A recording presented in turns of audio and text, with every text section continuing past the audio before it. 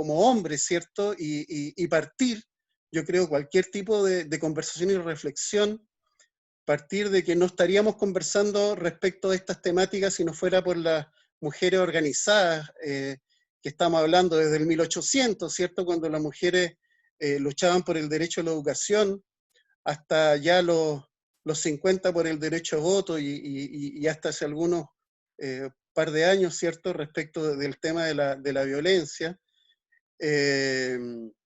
No estaríamos hablando de género si no fuera por eso, por las organizaciones de mujeres, por los distintos movimientos feministas, que son tan además estereotipados, ¿cierto? Y han sido tan vilipendiados, además, con mucha ignorancia por gran parte de la población.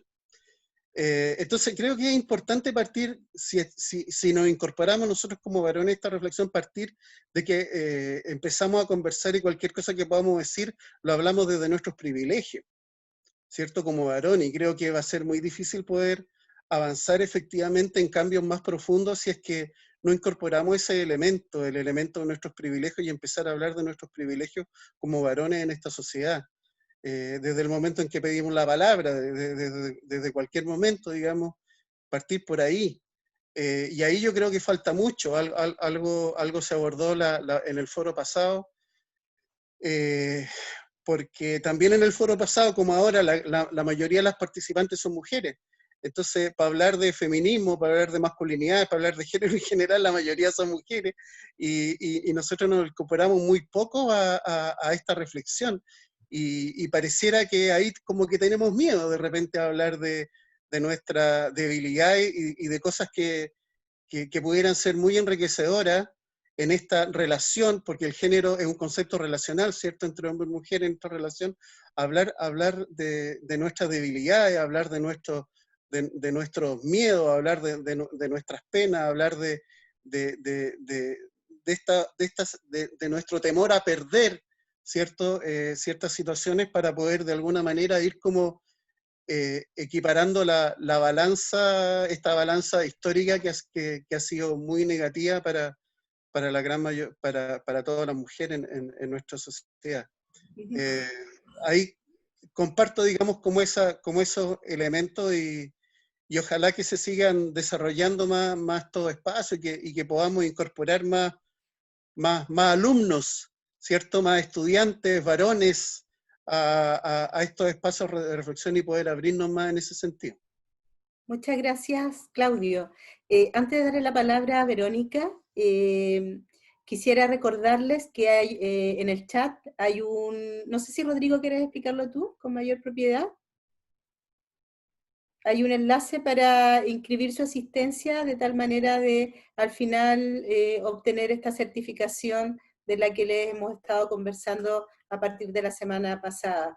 Verónica, nos gustaría que pudieras hacer un cierre, tal vez de algún modo contestar esas preguntas que quedaron realizadas, digamos, recién. Perfecto, voy a tratar, porque las intervenciones me encantaron, creo que me encantaron, y voy a hacer todo lo posible. Frente a lo que planteaba Isis sobre cómo enfrentamos, ¿no?, estas brechas de género en la institución educativa, bueno, ya muchas de eso ya lo respondió Camila, así que gracias. Camila ya nos dijo, o sea, como que, y también la Katy, ¿no? La Katy decía, es importante ver no solo los textos escolares, yo creo que en Chile se hizo un cambio. Piensen ustedes cuando esto se llamaba CERNAM, hace varios años atrás, ¿verdad? Ahí se hizo un trabajo muy importante que tenía que ver justamente con revisar todos los textos escolares, y claro, pues ahí se evidenciaron que en realidad los héroes, ¿verdad?, los próceres eran puros hombres, y las mujeres eran la mamá, la hija, la nieta, la amante, o no sé, ¿me entiendes? Como que, pero, y yo creo que ahí desde la década a mediados de los 90, ¿verdad?, tenemos como un cambio interesante en términos de los textos escolares. Pero yo creo que tenemos que seguir avanzando, ¿ah? Yo creo que sobre todo en los ámbitos universitarios, donde también ahí enseñamos a los grandes héroes, o sea, y resulta que tenemos un aporte, ¿verdad?, desde, como la cita que yo les leía, ¿no?, el decreto Munátegui. O sea, si no hubiese sido por esas dos directoras visionarias, ¿verdad?, que después de 100 años, ¿verdad?, le dieron la gran posibilidad a que las mujeres pudieran ingresar en la educación superior. Entonces, ¿cómo visibilizamos el trabajo femenino? Yo creo que eso, y en todas las áreas yo creo que eso es fundamental. La Cami lo decía, la calidad de la pregunta. Yo creo que uno también está en la universidad y yo creo que cuando el profesor o la profesora te pregunta, o sea, uno debiera hacer la reflexión, no solo el profe que estoy preguntando o la profe, sino que también cada estudiante, ¿qué me están preguntando? O sea, ¿me están haciendo una pregunta cerrada de un nivel de exigencia cognitivo mínimo? ¿Por qué? ¿Porque soy mujer? ¿Porque soy afrodescendiente? ¿Por qué? ¿Porque soy trans? Porque no quieren, digamos, como potenciar mis niveles de frustración y por eso me preguntan pavadas, ¿ya? O me hacen preguntas inteligentes, ¿verdad?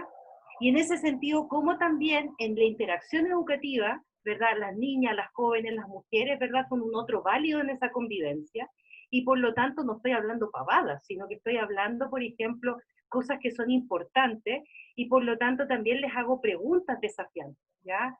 Yo les leía ese curso de capacitación para las niñas de tercero básico. Po. El interés de las niñas son los stickers y son los álbumes, ¿me entiendes?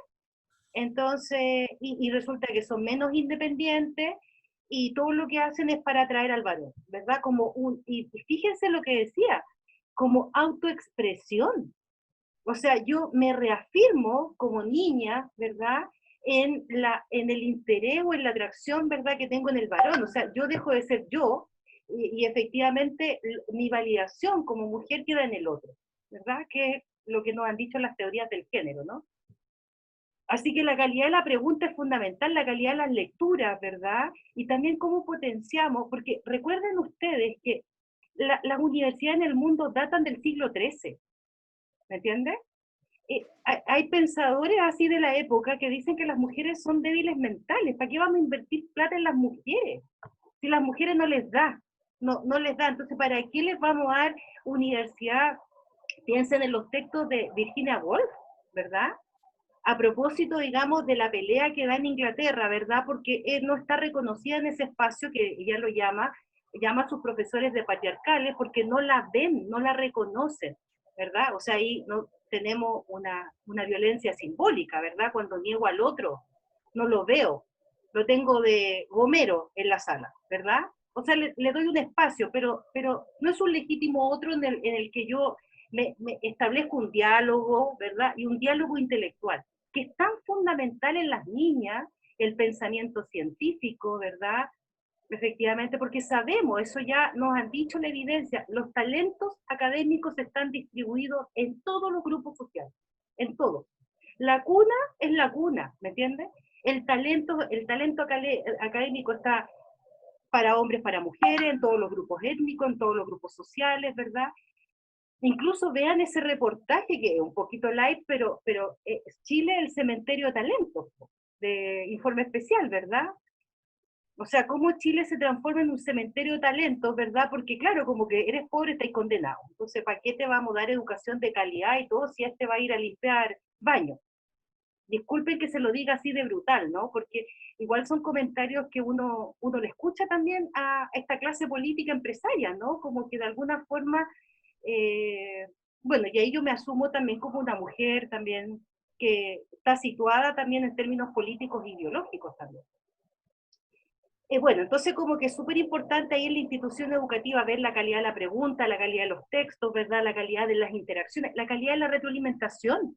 ¿A quién estoy retroalimentando? Estoy retroalimentando a un pobre y por lo tanto, o estoy retroalimentando, incluso hay estudios en educación que son tan brutales. Tenemos a dos profesoras o dos profesores egresados de la misma universidad, van de un contexto pobre a un contexto rico, ¿verdad? En el contexto pobre exigen lo mínimo, en el contexto alto exigen lo máximo. Y tenemos que tienen la misma formación. Ahora, tampoco le vamos a echar la culpa al profesorado en sí mismo, ¿verdad? Sino que hay una cultura escolar que está instalada ahí. Entonces, si yo le hago clase a esto, entonces, por lo tanto, mi práctica de enseñanza también está mediatizada por ese contexto. Y bueno, y obviamente vean el video, ¿no? La escuela del silencio, los usos de los espacios escolares, ¿verdad?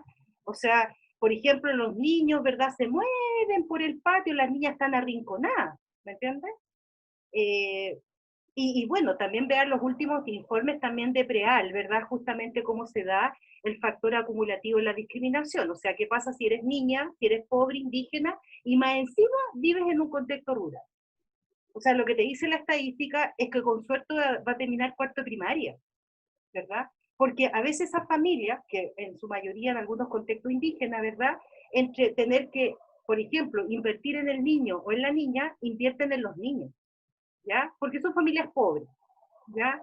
Y les da miedo mandar a la niña, no sé, y ahí hay un montón de prejuicios, ¿verdad? Estereotipos de género que yo creo que están muy instalados, ¿eh? Y yo creo que en las comunidades indígenas, eh, en estos informes que yo, sobre todo, no sé, pero no solo en Chile, ¿ah?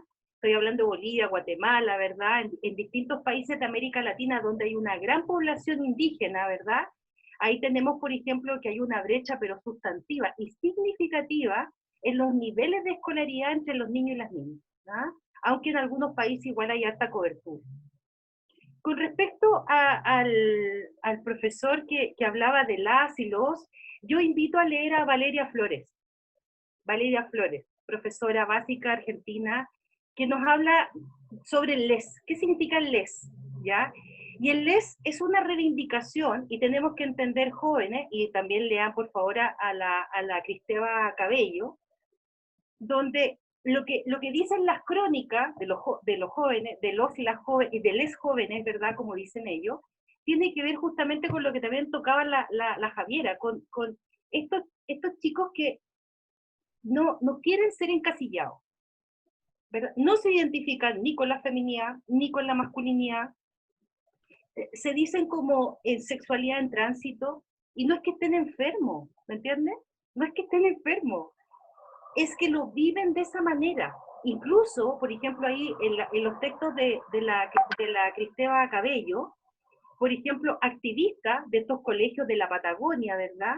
En donde para ellos es súper significativo que les hablen de les, porque justamente no quieren ser encasillados o encasilladas, encasillades, ¿verdad? No quieren, porque no se identifican con ese sentir. Entonces, yo creo que en ese sentido como que a mí me puede parecer, no me puede parecer, pero si yo soy una profesora respetuosa, intrínsecamente respetuosa por mis estudiantes, y si yo tengo un estudiante en la sala que me ha tocado, ¿no? Y me dicen, por favor, dígame por mi nombre social, yo quiero que usted hable de les, yo lo hago. Yo lo hago, ¿me entiendes? O sea, porque yo por ningún motivo voy a querer faltarle el respeto a nadie, y además que yo quiero que vayan a mi clase, quiero que se encanten con mis temas, por lo tanto, yo me acomodo, me tengo que tener la flexibilidad suficiente como docente para acomodarme, entender, ¿verdad? Y eso, yo creo que hay que leer a la Valeria Flores, a propósito de la reivindicación del les. Muchas gracias, Verónica. Súper. En función de los tiempos que tenemos,